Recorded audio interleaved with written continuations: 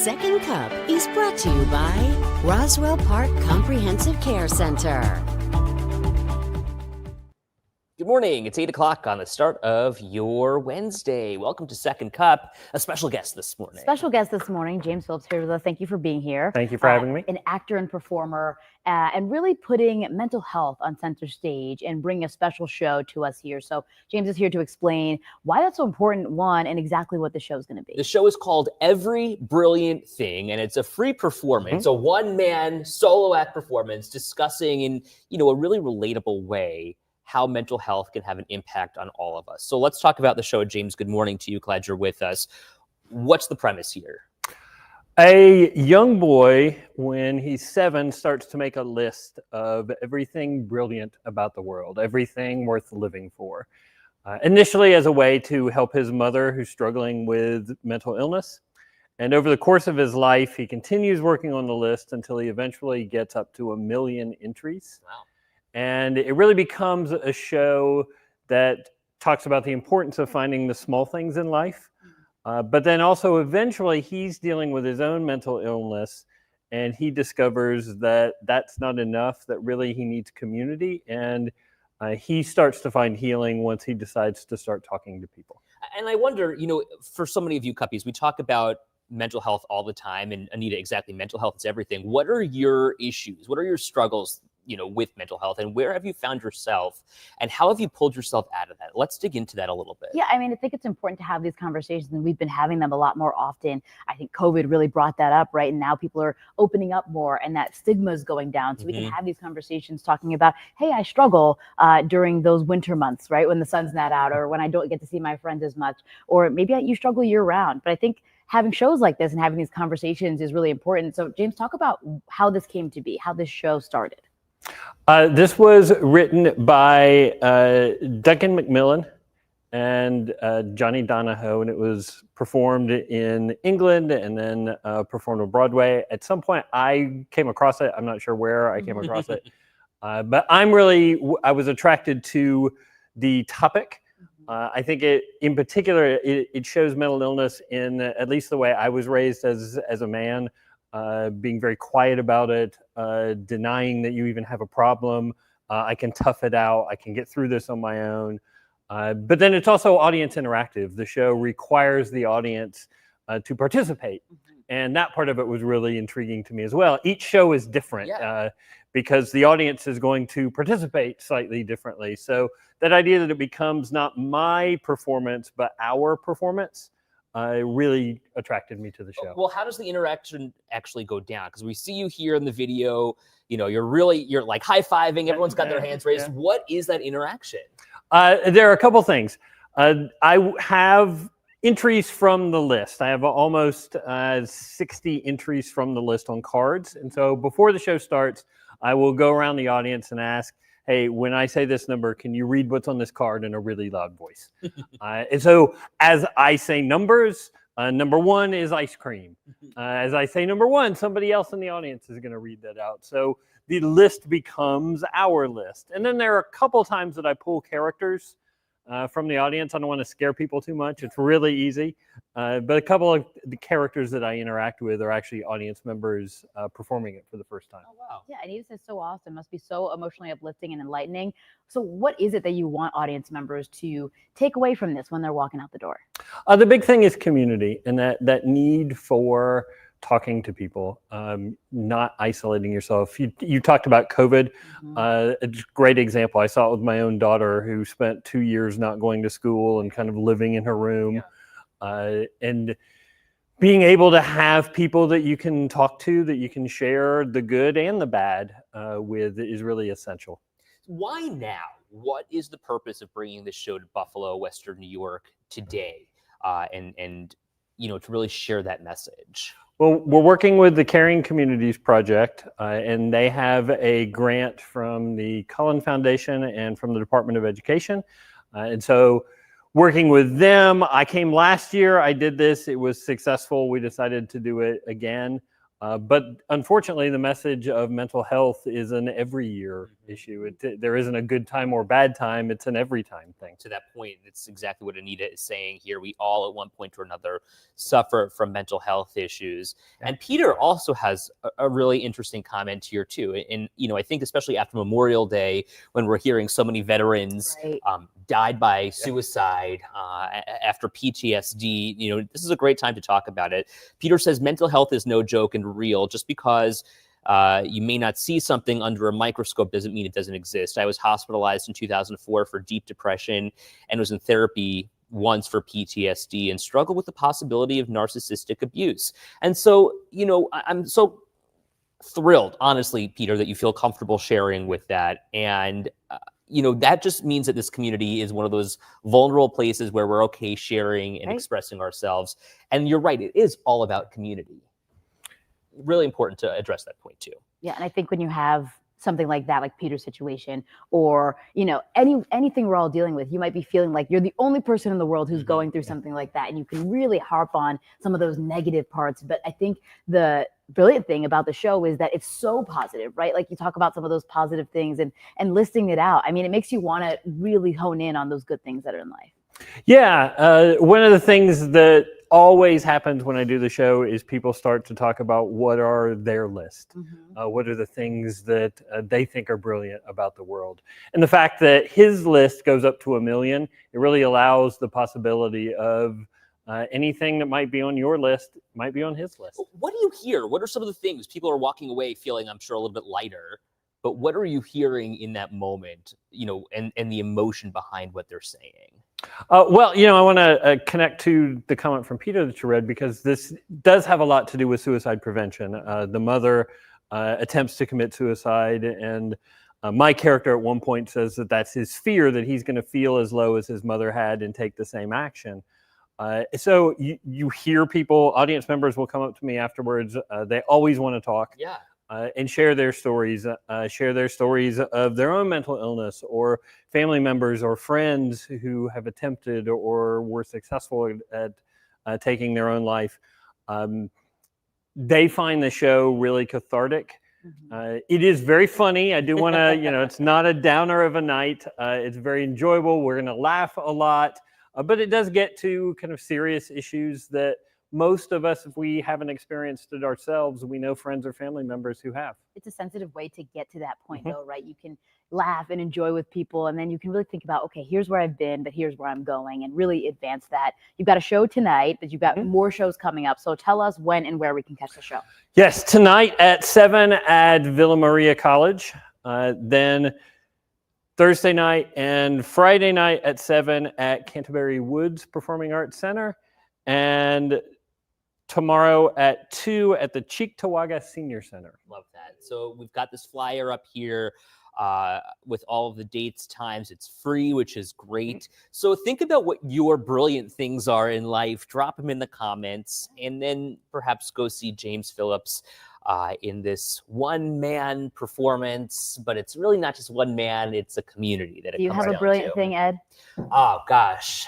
Family? Yeah. I feel like that's a good one. Do you Yeah. hear that? Or is that the Yeah. root of many people's mental illness? Dogs are a really big Dogs, one. yes. Dogs are a really big one. We can probably all agree on dogs. Yes. What about you? You took ice cream. That was a Ice really cream, good one. okay. But I think maybe like pizza. Ooh, That'll okay. do it. That's an incredibly brilliant thing we can enjoy. What's yours, James? I'll just pull a couple from out of the show that are fun. Knowing to jangle your keys at the zoo for the otters to come out. Oh, okay. That is a really brilliant. The color yellow. Yes, Wonderful. Lilia Wood Yellow. Yes. Yeah. And so once when you're talking about 1 million entries, at one point he says, anything generic or universal had already been added, so list entries became much more specific. Right.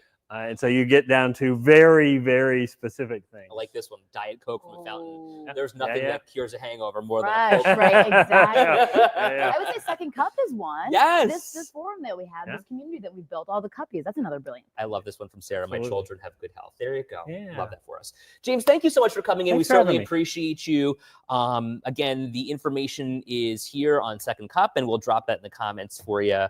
Go check it out. Great idea. Free show. Great way to kind of put your mind at ease a little bit. Yeah. Thank you, awesome. James. We appreciate you. Thank you. All right, let's talk about a couple of things that are happening all around the area now. First and foremost, I want to talk about the Buffalo Public School District, and I want to talk about the new allegations that not necessarily new per se, but the allegations that the school district is covering up abuse inside the district. And we have heard from police detective Richard Hyde time and time again on a podcast and, kind of talking about the cover up here. And, here we are months into, or a month into those claims being made public. And the Buffalo School District is yet to actually address the claims with that independent investigation. So it's so interesting to see the timing unfold here, right? Like you said, we're about a month in. That podcast drops on, I believe, a Saturday afternoon. We interview Detective Hyde. We have that story up at 11 o'clock Saturday night. We do another story on Sunday, right? And then on Monday, you hear the school district say, all right, we're getting after this. We are going to investigate this. We're going to look into what caused this and what's going on behind the scenes. We're going to hire an investigator. And then, again, this is weeks ago. So now here we are, about a month later, and really nothing's changed from that initial statement that they said, saying, hey, we're going to look into this. They've had this school board meeting, and after 4 hours in executive session from last Wednesday, they came out and said, hey, don't have much else to share. We are still looking for that independent investigator. Now they have a deadline of what, the 30th? May 30th is the deadline for submissions from those third-party investigators to come forward and say, hey, we want to be a part of this at a cost of XYZ dollars. And, the Buffalo School District has yet to even go through those to say this is the one that we want. So I spoke with Buffalo Common Council member Zanetta Everhart yesterday. She's in charge of the Education Committee. And I asked the question here, Cindy, yeah, they are certainly covering things up. So much is covered up. They go on and they're not investigated. Things go on and they're not investigated. So I asked, is this a failure? The idea that we've waited a month for them to even get to this point and they still haven't done anything. What's going on here? This is what she had to say. The school district has yet to even select a third-party investigator to look into the claims made by Detective Richard Hyde. Is this just an abject failure at all levels of government at this point? I don't believe so. I don't believe so. Listen, I've spoken to the superintendent. I've spoken to board members. I've spoken to leaders, the administration over at the school where it happened, because it happened in my district, right? And so I think that the school district did exactly what they were supposed to do that day in the moment when it happened. And so, yes, investigations need to happen. This is a problem, right?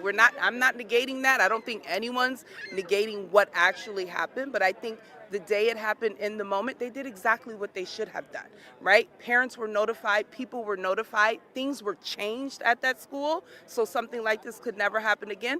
We have to make sure we're looking into that, so we're doing the best that we can for our children and for our families. So she's talking about the one incident in particular that happened back in February, over the winter, at the Buffalo, it's not a charter school, it's a public school, the Buffalo Science Magnet Museum, the Buffalo Science Magnet School that's connected to the Buffalo Science Museum. And that's really where the issue lies, Exactly. is the security at the school. And there was an alleged kidnapping that happened. Shane Cronin from Illinois, he's already been arrested as a result of this case. But when you think about what happened here and what Detective Hyde says happened, is that there's evidence there that might have been deleted that would be helpful in getting further in this. And there were new charges that were announced shortly after that podcast was dropped. So it just opens the door to so many questions, right? Not just this case, but however many cases there are. And yesterday, Derek Hyde spoke with an attorney who's representing a number of students in the Buffalo Public School District, and says she's heard some of these stories firsthand, and she's working for these families. And she says a dozen of them or so. Yeah, about 12 people. And she says she expects there to be a lot more that come up. So it really feels like we're still at the tip of the iceberg when it comes to the potential problems here and what we're waiting to see unfold. And really, not until we get that investigator in there in the public school district will we get to learn more details. Anita says, it amazes me that cover-ups last this long. It is rare to get any group of people to not talk about something so significant. And John, I also put, maybe, I don't know if you can share your screen, but in this line in News Desk, I'm giving you a little bit of the behind the scenes here, lifting the curtain for you. This line in News Desk, I just put in about a 90-second clip from Zanetta, from Councilwoman Everhart, that I would love to also play if we can. If we can't, just let me know. But I would love to hear what she had to say here, because she says that there's evidence. And at one point she says that she's actually seen the evidence. And then I follow up with her and say, well, wait a second, hold on. You've seen the evidence. And, she kind of circles back a little bit, and walks it back a little bit. So I want you to hear what she has to say. And again, John, if you can't do this, just let me know either in the text or the chat here. But I certainly think that it's valuable. And you'll hear it if we can't play it on WKBW.com. I'm working on putting up a story right now to include that video as well. It's just, it's as we continue going through it, right? You have those parents and these family members, I think, who are asking the questions that you were asking the Common Council member yesterday, and that have been kind of posed towards the city and to our leaders. We're all looking for these answers, and we're going to our leaders and saying, hey, what's going on here? What's the plan to address these issues? What are the issues? And it's not exactly been the clearest answer when you ask those questions. John's working on this right now, he says. But in the meantime, while he's working on it, I kind of want to give you some more information about how this all went down yesterday. So yesterday we go to this pride flag raising in Niagara Square. Every lawmaker is there, from the county executive down, including acting Mayor Chris Scanlon. And we really have not heard from Scanlon on this issue very much, outside of, it's under investigation. We're looking into it. Right. A benign statement that came out several weeks ago, right after this kind of all broke.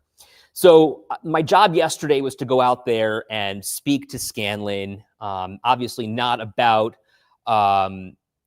the idea of the flag raising. Great to hear from him on it, but I needed to ask him in a public setting, because I've asked him time and time again to join Second Cup, and he's, kind of just dodged me a little bit, or his spokesperson has at least, to address these issues. So during this press conference, I was told that he had a 1:00 meeting. I said, fine, I'll take him for 5 minutes. That's all I need from him. It turns out he walked away from the press conference at about 12:30. Mid-press conference, he walks away with Council President Brian Bowman and Majority Leader Leah Halton Pope. And I texted the spokesperson, said, hey, what's going on here? Is he going to be available for comment?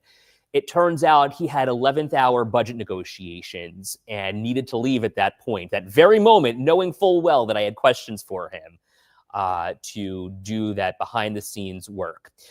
So I wonder where we will get, and that's why you're asking these questions, we're asking these questions, we're having these conversations. What will we find, and then what changes will be made so that we aren't in a situation like this moving forward. And so the spokesperson is trying to get me not to ask the questions, right? Like that's his job, saying in so much, well, he's already said it's under investigation. That's great. But we've been hanging on this for a month. And while the mayor and the school district, City Hall and the school district are kind of separate entities, the mayor still has to answer for this. And the implications are wide ranging. This impacts citizens of Buffalo if there are things going on within the school district that are possibly harmful to their children. Right. Plus the fact that Scanlon oversees the police department, that High claims is not getting cooperation from the school district. So there's a lot of give and take here. Anita says he needs to speak on it, Scanlon. He is the mayor, for God's sake, say something. And then she also says, thank you for keeping up with this. I can't even imagine the frustration and anger these families must feel. John, do we have that soundbite yet? Because I want you to hear the back and forth with Zanetta, who's discussing the allegations. And she says that some of them are true and some of them aren't necessarily true. And you also heard her say that what happened that day was handled correctly. Right. But there still is work that needs to be done to make sure that all of the things surrounding it go the right way and that people are protected. Okay, so I want to read you the transcript here. High said that there was the opportunity to get video from what happened because somebody thought twice about getting that video after it was deleted. Mm-hmm. So there is some sort of video, he said, of what happened inside the school that day. So I asked Everhart if, she felt that the school district or frustration that the school district and the police department weren't working hand in hand. So she says, I feel like they were. I spoke to the commissioner of the police department. I spoke to the superintendent. To me, they seem to be working hand in hand. And then, she goes, well, I don't really know about the allegations that you're talking about per se. And I said, well, they came directly from Richard High. These are the claims that he's making, that the school district is not working with the Buffalo Police Department and is stonewalling the police department in turning over some of that evidence. And she's like, well, I'm not going to talk about the allegations. She said she's actually had these conversations with the school district and the police department. And I go on to ask her a bunch of follow-ups, like, do you believe the claims? Are the claims valid? And, have you seen the evidence? So it'll be interesting to see what actually comes of this. We should also point out that the school board is expected to have a meeting this afternoon and into tonight. The idea is possibly voting on this, though. Again, there are 3 days left in that RFP process. And we saw last week what happened. We really were kept out of the room when they were having their last meeting. So will we be able to be there during most of the discussions? Right. Will they speak to us after? We'll see. Peter says it would be nice that either the school or the mayor would say where they are in the investigation for the clarity of the public, keep up with the follow-up, Ed. And that's the point here, right? Where are we? Where do we stand? It's now been a month. We heard these allegations. What's been done since then? Looking for that answer. Well, and so Linda says, I understand that they can't talk about the investigation, but they can say when it'll be done and that it's nearing the end, etc. So let's listen to what Zanetta had to say, Councilwoman Everhart, in talking about the allegations. Listen. In the administration within City Hall, within Common Council, the idea that Buffalo Police and the school district aren't working hand in hand here. Well, I don't know anything about that. That's outside of my scope. I feel like they were, right? I spoke to the commissioner of the police department. I spoke to the superintendent. To me, they seem to be working hand in hand. I'm not sure about what you're speaking about exactly, so I'm not privy to, what that is. But from my personal perspective, they have been working together. There are allegations from Richard High himself that... Okay. Well, I'm not going to speak on allegations by him. I'm talking about direct conversations with the actual police commissioner and with the actual superintendent and what they're saying. So it kind of goes against whatever that allegation is. So I don't know what that allegation is. Do you not believe the claims? I'm not saying that I don't believe the claims, but I'm also not saying that it's all true, right? So when I'm saying that there's evidence to talk about exactly what happened that day and I've seen it, so it does go against those claims. So what I'm saying is that, yes, there's always truth to every story, right? There's somewhere in there's some truth. But is it all true? I don't know. Wait, I'm sorry. Right? So are you saying that you've seen the evidence? I'm saying that there is evidence, right? And so we know what happened that day. That's what I'm saying, right? The police know what happened that day. I've had conversations with the superintendent. I've had conversations with the police commissioner. Everyone knows what happened that day. Not out there in the public because there is a case, right? So you can't just come out and say these things, and people need to understand that. So when there are investigations like this, when you have these cases and, that's a specific case that she brought up there at the end, but then there are more cases and overall, we're just talking about the school district here, right? And potential for cover-ups. So when you're on the outside looking in the investigation, it's like, oh, we can't really tell you anything. We are just looking into this and we're figuring things out. But then, we talk about the specific case and we know details there. And, all the claims, like what exactly are we talking about, right?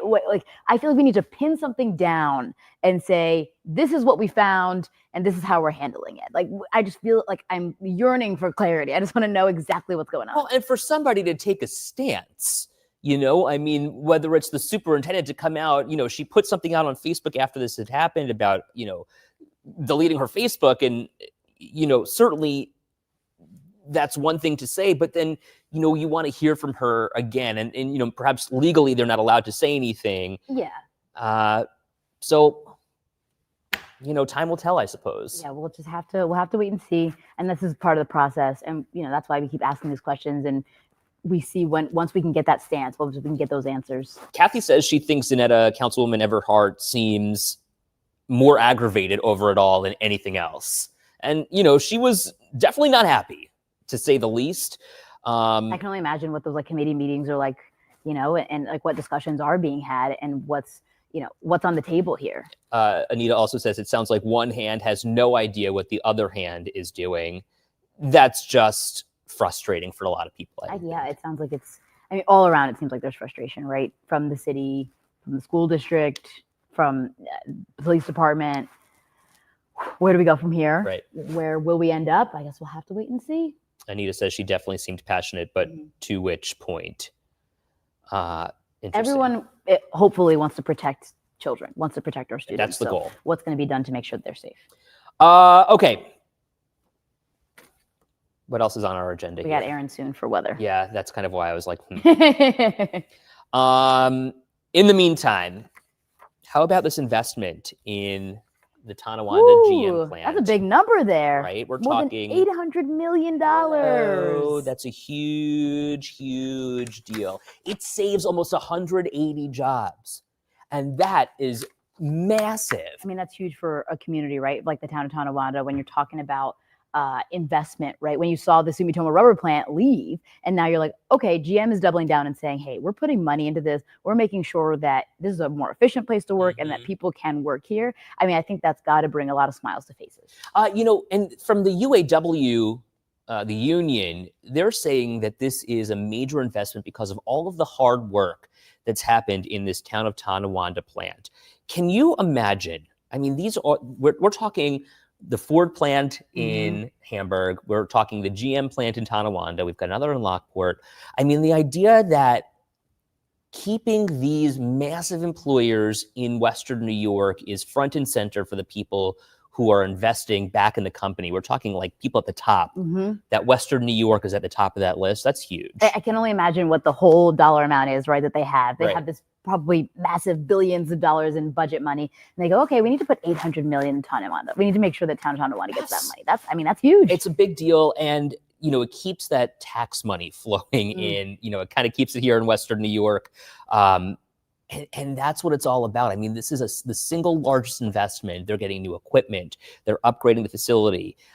It's going to be a really big deal for so many of these and it's good to see. workers. Yeah. And Mark says GM has put a lot of money in for years. GM needs the area being so close to Canada. Also a great point. Smart place to put your investments. Yeah. Yes, we should point out Katie is going to be on our show tomorrow. Good Morning Buffalo in our 6 o'clock hour. Yes. Let's pause for Aaron. All right. Good morning, everyone. We are checking right now on the 190 by the 198. And notice things are moving smoother right there. No accidents or disabled vehicles. No big time slowdowns either. Notice the clouds increasing across the area. We have mostly cloudy skies now in downtown Buffalo. We do have the rain to the south of Buffalo. It's easy to see on the radar as those showers are surging northward, just passing through Dunkirk. Draw a line really from Dunkirk to Wellsville. South of that line, we have rain. North of that, we're still dry, but the rain is moving off toward the northeast. Evans around 9:24, Boston around 9:30, Hamburg around 9:45. After 10 a.m. for Warsaw, Buffalo, Cheektowaga, Amherst, a little closer to 11 a.m. That's when the leading edge of some light rain will move in. Then the showers will continue to fill in as the day moves along. Right now, here in downtown Buffalo, mostly cloudy skies, 57 degrees, winds out of the east at 12 miles per hour. So we're dry. We're going to be dry for a few more hours. Temperatures where the rain is coming down in the 40s. Jamestown, 48, 46 in Olean, 47 in Bradford. Buffalo 57, same thing with Niagara Falls, but here's the hourly forecast. Clouds continue to thicken up. We'll have the rain coming in toward around lunchtime here in Buffalo. That rain arrives from the south, moving northward across the area. And for the afternoon commute, expect wet conditions. So the rain will be coming down later today. Here's your forecast for this Wednesday. We have the rain arriving. So a little sun around the area this morning, but clouds will increase. The rain will move in from the south and continue to spread northward. Early highs in the low 60s. Once the rain comes in, then temperatures drop back into the 50s. Tonight, mostly cloudy with scattered showers. Overnight lows in the low 50s this evening. And then tomorrow, temperatures in the mid 60s. Some showers in the morning, clearing in the afternoon. Showers late Friday into early Saturday. Sunday's a quiet day, and then we finally warm up. We're back in the 70s for Monday and Tuesday with sunny skies next week. Sorry. It It all started with me. That's so funny. Leather daddy. Want to highlight what Marguerite said earlier. We got to talk about Aw. the award that you got for your reporting on the dentist situation. I mean, you worked so hard on that story, and then here we go. We're seeing you being recognized for it, which is huge, obviously well-deserved. We know Thanks. that, but to see it on this level, you can read the whole article there. And then it'll link to Ed's original reporting as well. Cindy heard the good news. I mean, how did it feel for you when you got that recognition? It's kind of bittersweet because, you're so grateful for the recognition, but thank you. I appreciate it. I'm so thankful and truly humbled by the idea that this woman came forward, the whistleblower, to speak with me, knowing that I would treat her story with care and that I would listen when so many other people wouldn't. So I'm so thankful to her and to all of you. Yeah. I mean, if you haven't watched it, it's The Hypocritical Oath, which is also incredible name, right? And then all the work that goes into it. And you're talking about Dr. Charlap, who's still working to this day. So, I mean, all the work that's been done behind the scenes, now being recognized, the state, what are they going to do about the situation? Still so many questions, but we can just celebrate this one. We can put another feather in your cap there for that one. Everyone's like, congratulations, Edward. That's great. More good work happening over here. So Appreciate pop some you. champagne. Let's drink. Have a great day, everyone. That'll be on the podcast, that's for sure. Goodbye.